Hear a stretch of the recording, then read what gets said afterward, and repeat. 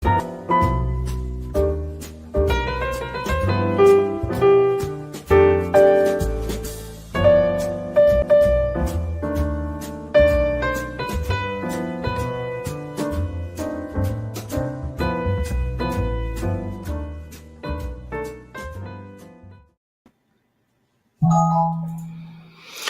traders, welcome to Charts and Coffee. Happy Tuesday, everybody. We're taking a look at this morning's action. Let's go take a quick peek at what's going on in some of our main futures contracts. So, by the way, when you start off your trading day, and like a lot of us, we're probably trading options on stocks or options on indices or ETFs. And the bell rings at 9:30. This is true, but there's a lot that we can glean from pre-market action. So pre-market action is what? It's something else is open. There's another financial center cranking away. So I don't like to think of it as just anything before 9:30 and anything after 4 o'clock doesn't matter. We know that many futures contracts trade nearly 23 hours a day. It's just another financial center's opinion. So what are we inheriting by the time we get to 9:30? We're, of course, inheriting the Asian session open and close, the European open, the UK open, and then that 2.5 hour window into the US open, right? So by the time we get to 9:30, heck, even 9 o'clock, like it is right now, by the time we get here, we've already seen, especially if you look at the intraday time frame, whether you want to consider it the Globex session, if you just want to consider it pre-market, whatever it is, we've already seen a lot of action. So if you take a look at things from about 8 p.m. Monday to now, right, about 9 a.m. Tuesday, you can see, okay, Asian session meandered lower. Take a look at that significant bounce. What was that? So while the Asian session closed, and then 2 hours after the European Open and 1 hour after the UK Open, what started to happen? So since about 4 a.m. when the Asian session closed, we've been moving higher. The thing that I'll look at after 4 is what do we do at 7 o'clock? So by the time we get here, we can see that we've been all over the place, all right? We've been a little bit down, we've been sharply up. And the easiest thing to do is look at a couple different lines in the sand, right? This is my typical prep before the bell even rings. And you'll notice that a lot of these levels already have automated support and resistance at. So there's your high, right? If you want to think of your pre-market high, it's up around 56.18 on the S&P. If you want to think about a pre-market low, it's around 55.89. The previous session close, which is that dashed line cutting across the chart right here, that's yesterday's close. That's really the equator to a certain degree. Are we bullish or bearish on the open? Are we up or down from yesterday's close? You can see we're marginally up. So my little label here, previous session close, says, hey, 56.08 and a quarter was where we closed, and we're 0.01, 0.02 above it. So those are different things we'll look at. And then I've got levels that I'll be using for entry, like the hourly price movement range, which is a historical volatility support and resistance zone, the green and the red. So there's a lot that I can figure out.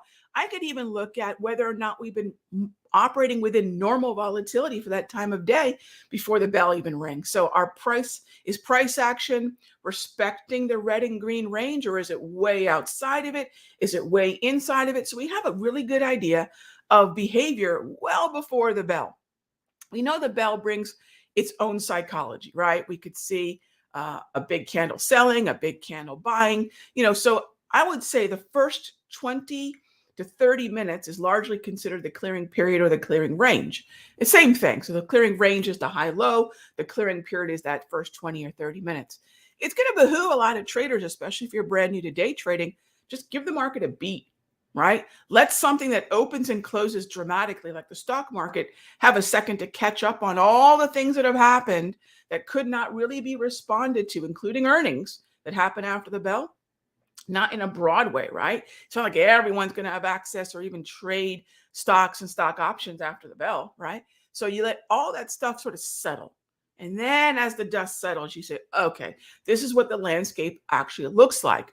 It's like a magician right at the bell doing one of those smoke bomb things, and you really don't know what's happening, right? And then when it fades away, you say, oh, there was the magic trick.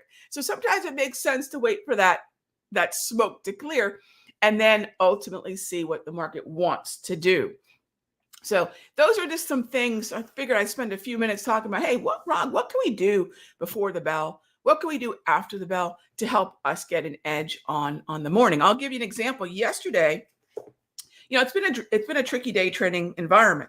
So yesterday we had 3-day trades, right? And I'm going to tell you, one of them was basically break even. We got into an Amazon day trade yesterday where I bought the options for $3.35 or $335. Now think about it. If you're trading a 300-ish dollar option, how many of these could you buy, right? This is a scalable mindset, not a $3,000 option, but a $300 option. I'd rather have 10 units of $300 things than 1 unit of a $3,000 thing, right? So that one ended up being break even. We took a shot at a bounce in Amazon, and it just basically came back to break even. All right, so then I had a loss. We played the Russell. So I bought some options in the Russell at $2.30. We had a tighter stop on that because Russell sunk down through this orange line, and that told us, hey, this might go higher eventually, because that was my play. But once we got through that equator, the journey to the target could be untenable. I'm not going to I'm not going to do all sorts of flailing in an effort to make the trade work. I'd rather just go ahead and take a tiny loss and move on. And I'm glad that I did that, right? So I took a 15% stop loss on premium paid on the Russell. All right. Then we also took the SPY. All right. So this is why it's so important to manage your trades and think about a scalable mindset. We bought SPY for $1.35, $135. And so now, how many $135 things could you buy? 10, 20? Maybe some of you saying, Rog, I can buy 3. No problem. Scalable, right? We took it to $1.98, from $1.95 to $1.98, then to $2.75. So now I'm taking this $1.35 thing for $1.40 per contract, right?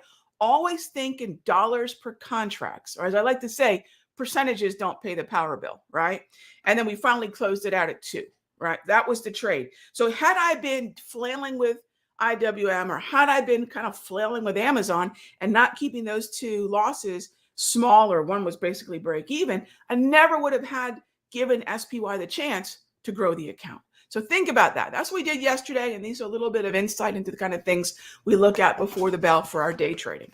All right. So with that being said, as always, if you have any questions, feel free to type them in. And good morning. Good morning. All right. So I hope that was a little bit of insight into some of the stuff we do in the Mastery in the morning. We do that for about an hour. I don't want to day trade all day. Stamina. I don't think the brain is wired to operate with that type of approach all day long, right? So for me, I find the best follow through and the best setups are going to be in that first hour of the day. And on those days that we have those kind of grinding higher or grinding lower days, right? A lot of the best setups are going to be before we get to 10:30. All right. Okay. So with that being said, Eddie says, good point on scalability. Yeah. I think I use that because I have a lot of traders that will come. Thank you, Eddie. I appreciate that. A lot of traders that'll come to me and say, Rog, I have a small account. I have other traders that'll come to tell me that, Rog, I've got a 7-figure account, right? Here's the thing that blows all of their minds. The trading approach is exactly the same. Now, on the smaller account size, some trades may not be within budget. So you have to have a process, right? For that. Some trades might be just too expensive. We all have a budget in life, right? Now, on the other side, a very, very large account that wants to move a lot of size, some options, some stocks are simply not liquid enough. So each extreme, and I find most traders are not at the extreme. They're either thinking their accounts are much smaller than maybe they really are. And traders who are trading very, very large accounts, again, that's also an extreme. So we tend to, for whatever reason, as human beings, sort of categorize ourselves at these extremes. The fact of the matter is, most traders are trading with accounts under 20,000. Some of them have accounts over, but you'd be surprised how many traders have small-ish accounts. All right. So now pattern day trading rule is an issue. How many spreads, call credit, put credit, butterflies, verticals, how many spreads can you do with pattern day trading rule? Not many. So that's the first thing that traders under 25,000 run into. Rock, I can't put that many trades on a week. Exactly. So scalability is a lot of things wrapped into one. How do I get the most from my account size? How do I not pretend like I'm a 7-figure SPX trader, right? Get over it, right? And how do I not act like I'm trading a far smaller account than I have? If you've got a $20,000 account and that $1.35 SPY, you should be able to trade quite a few lots of that. So when we take a trade like that for, $1.45, it's not that unrealistic to say, could I buy maybe $1,500 worth of options and have maybe 11, 12 of these things, maybe even just 10? And that's a $1,400 day trade using SPY options, not even anything crazier than that. So yeah, scalability is a lot of things wrapped into one, but the idea is to work with what's real. I think a lot of traders have the same habit that a lot of people who have clothes in their closet that they know one day they want to fit into and they leave them there. One day I'm going to have this size account. Great. But trade where you are now. Do what you can with what you have where you are. And then eventually, you can be. But a lot of traders start to play Halloween all year long and pretend there's something they're not. Oh, I'm going to act like a hedge fund. I'm going to act like that. No, it just doesn't get you where you want to go, but you can get there, right? But thank you. I appreciate that, Eddie. What's my thought on XLB? So basic materials. All right, let's take a look at basic materials. For those of you that have never looked at basic materials, one of the things you'll notice, and we put this in the top tier outlook yesterday, is it's been on the move. It's on the plus side of the month to date. And these are names like Sherwin-Williams, Freeport McMoran, Nucor, Dow Chemicals, Newmont. It's a very quirky group. Newmont Mining, CTVA, PPG Paints. So if I look at XLB, a lot of times this can often move with things like ITB and XHB. So home builders, home construction, you'll see there's an odd kind of overlap there. Here's what I will say on behalf of XLB. Is it above the equator? Yes. Is it in chop? Also yes. Would I call it bullish chop? I would call it bullish chop barely, because we've got the last 6, 7 candles have been green, and those are bullish candles. If the green meets the gray, David, if the green meets the gray, I'd be open to it. But please remember, if you're looking at XLB and a lot of these ETFs, they're not always super liquid. Now, this one is really liquid at the 92 strike, the 91 strike, and anything below 91 is just crickets and tumbleweeds on the call side. So what you've got here are a lot of out of the money calls that have been sold and bought.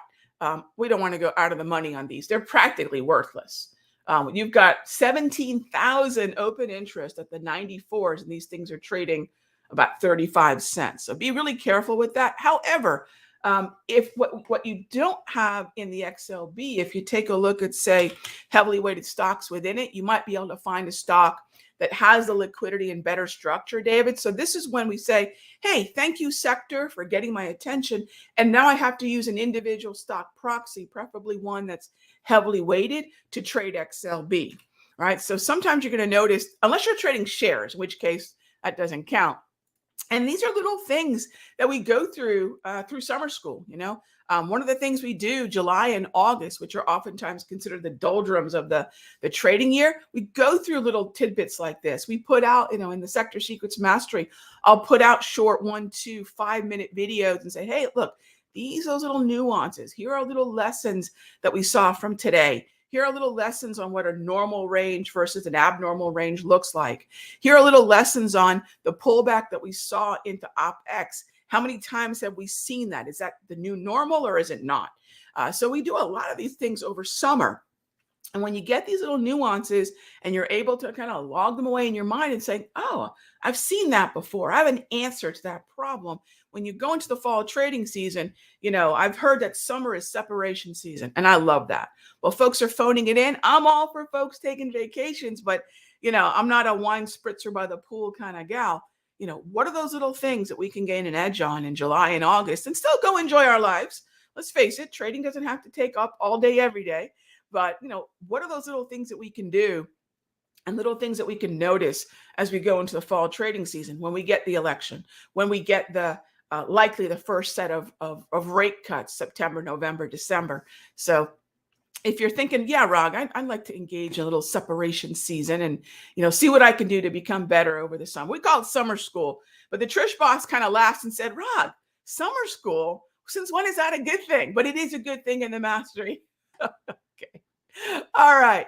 Let's go take a look at what's going on with the NASDAQ here this morning and the Dow. NAS is still kind of moving sideways after that red candle. It's still stuck in a bit of a range. We do have major earnings coming out this week. We got Google this week, got Tesla this week for the NAS. So it wouldn't surprise me that we kind of find a range and stay in there before these major impacting stocks are released. The Dow is still something it's up from, as you can see here, it's up from the sell-off on the 19th. On Monday, it kind of found a little bit of support. I'd like to see it continue to climb from that pullback into the daily price movement range. I'm still long DIA calls. Another place to keep an eye on would be consumer staples. Look, when the broader averages and tech and some of these things start to feel like I'm not sure what happens next, whether that's confusion, whether that's fear, whether that's hesitation, all the things that are the opposite of the confidence of just buy everything. A lot of times staples and even utilities, because they're sort of people call them defensives. To me, folks like to hide out here, right? It makes sense. This is Walmart. This is Costco. This is Procter and Gamble. So when you see trends in some of these places, these are things that I like to try to take advantage of as we see trends in certain things like Walmart. And if you've not looked at consumer staples and if you've not looked at utilities, please do, because a lot of times when the what seems to be hitting the fan in the broader averages, especially S&P and NASDAQ, sometimes it's staples and utilities that get a lot of attention. All right. So that's something to keep in mind as well. All right. What other questions do we have here before we wrap up? For the SPY, David, I don't do spreads. No, I don't want to overcomplicate something as, look, if we're day trading, thank you for the question, David. If I'm day trading, first of all, let me rewind. I got a couple of minutes here. Thank you for the question, David. So first of all, if I'm going to be day trading SPY, I'm going to be doing it on a 5-minute chart, not a tick chart, not a 1-minute chart. We're looking at a 5-minute chart. So the structure, the support, the resistance are coming from the 5. The second thing is I'm actually going to look at the S&P futures, because unlike the SPY, which really isn't participated in a broad way before 9:30, I've already got a running start. And the running start isn't just price. My indicators already have data with volume and participation. So I'm getting a running start not only in price, I'm getting a running start in the calculation of my indicators. So at the bell, I can make some decisions. The next thing is when I'm going to buy calls. First of all, let's go back to 25,000. Can you imagine if I put on 1 or 2 spreads or 3 spreads every day? There's no way someone with the limitation pattern day trading rule could keep up. And that's something that a lot of traders have to deal with. We have a lot of traders here at Simpler. And if all of them are putting out different spreads every day, you've got to have an account large enough to not be limited by the pattern day trading rule.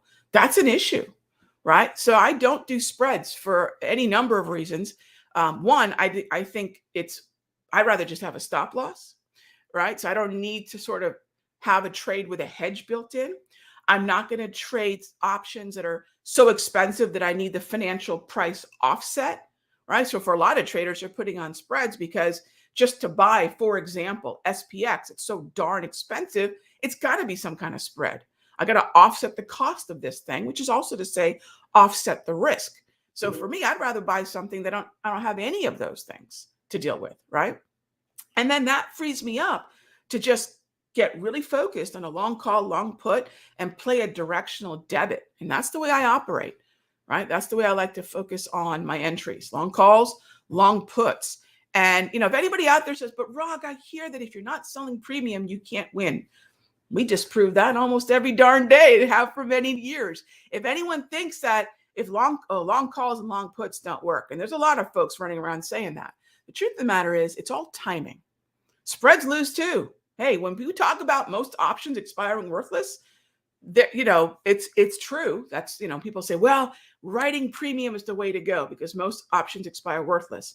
But if your timing is poor on writing the premium, you're not going to win either, right? So, there's a lot of things out there that get repeated that aren't necessarily true. And one of them is that you can't do this with long calls, long puts. Trading is timing, and it all requires it. Yeah. All right. So if y'all want to learn more about what I'm doing, you can come check out what we're doing in the Sector Secrets Mastery at sectorsecrets.com. I'll be in the Simpler Central room as well today at 10:30. All right, gang. Be good to each other.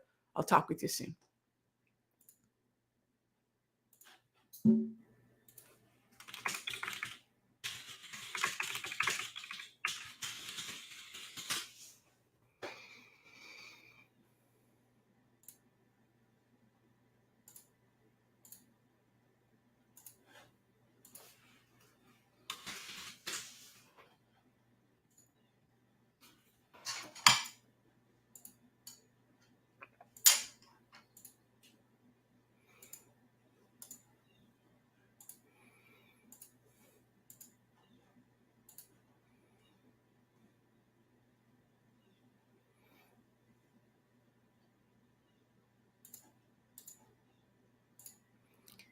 Hey traders, Raghee here. Let's get a quick audio and video check in. Should be good to go. All right.